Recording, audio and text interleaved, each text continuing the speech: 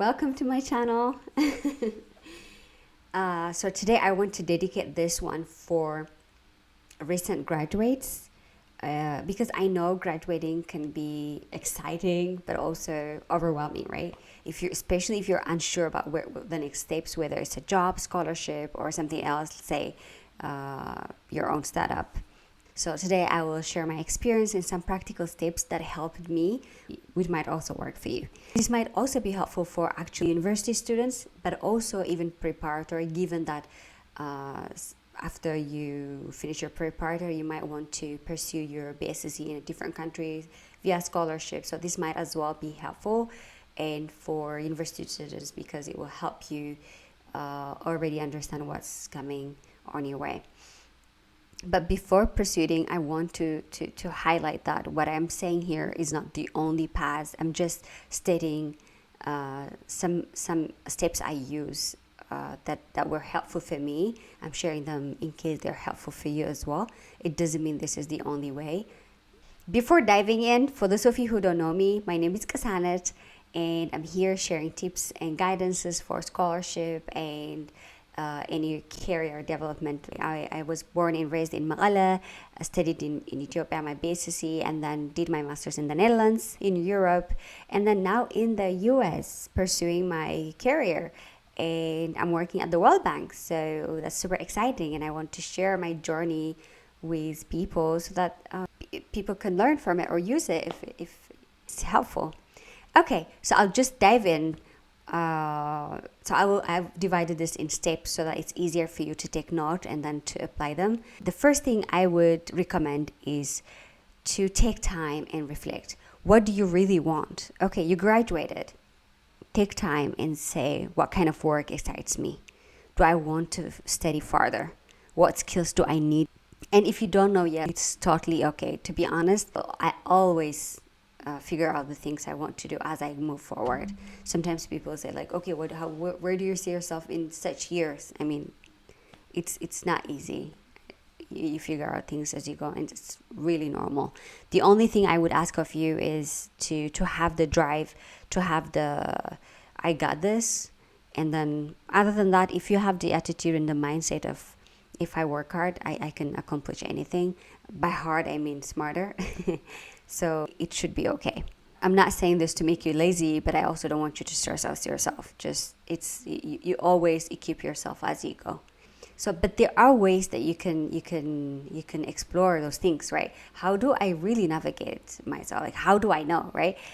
And I'm giving some of the tips that I've used and that were helpful.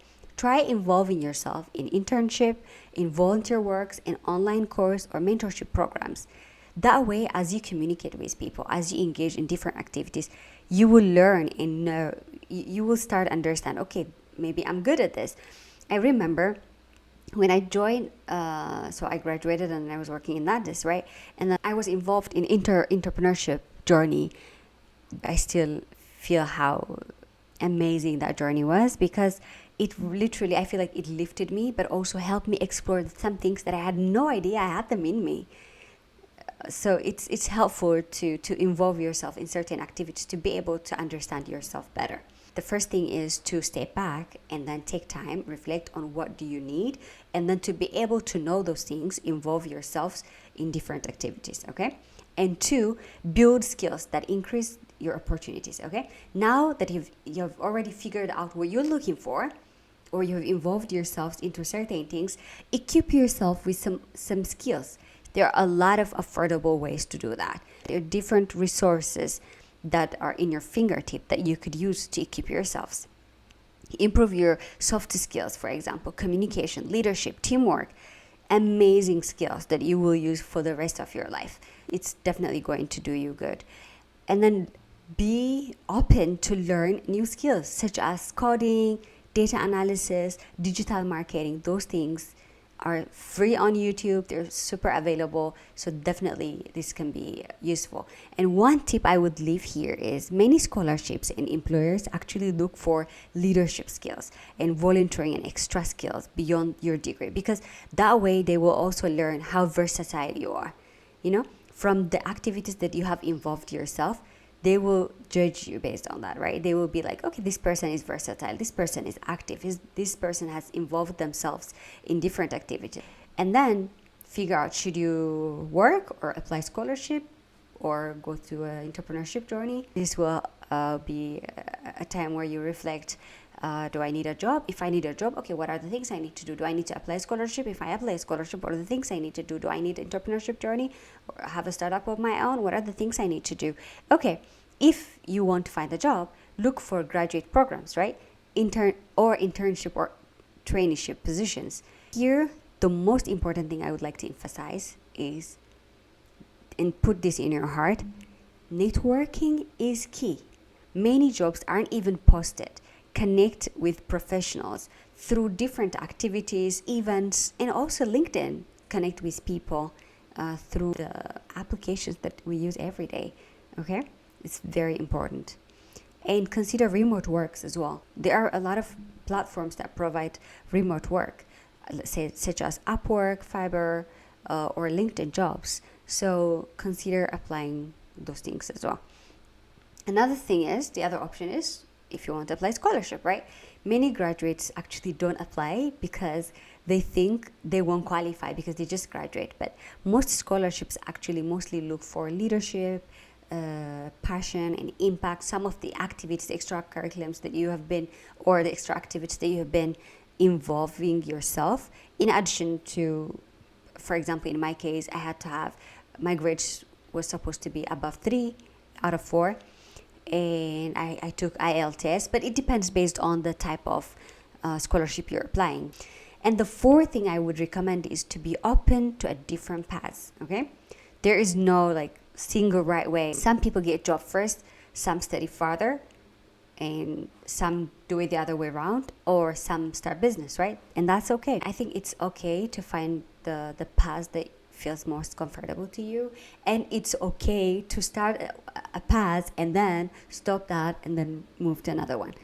But just make sure to learn something off of it, and then take that to the next level. The exploring helps you see your potential, so that's why I want you to be open and learn and try things that you feel like, okay, I want to do this. If there's something that you have kept inside you that you have been wanting to work on and you haven't, maybe this is your wake-up call to go ahead and do it. Okay, I think I've mentioned most of the things I wanted to mention today. So, but the key message, what I wanted to say is really, don't feel pressure to follow your path, explore, learn, and take action. And also, you got this. Given all these things we've learned or we've talked today, I want to give you an assignment, kind of like a checklist. That is, I want you to find at least one volunteering or internship opportunity. It can be paid or unpaid. The experience will be super, super valuable. The second one is, I want you to learn a new skill this month. Pick something that interests you. Coding, writing, graphics design, project management, that skill you wanted to acquire, but you've been putting it aside. Maybe it's time that you pick that now. And the last one is, find at least one scholarship that fits you. You don't have to apply yet. I will provide one-on-one coaching if you accomplish those things and help you go through your next step. So I promise to do that if you promise to do all of these activities I told you. I think that's pretty much it for today. This whole content was in English. I felt so comfortable delivering it in English, but I will try to provide it in Amharic and Tigrinya as well. So I hope it's going to be helpful. Feel free to ask me anything that I can. That's why I'm doing this, because the idea of, okay, I could guide someone makes me feel good. I'll be so happy if you find it helpful. So I'm here for you. Thank you so much for tuning in. Bye. Until next time.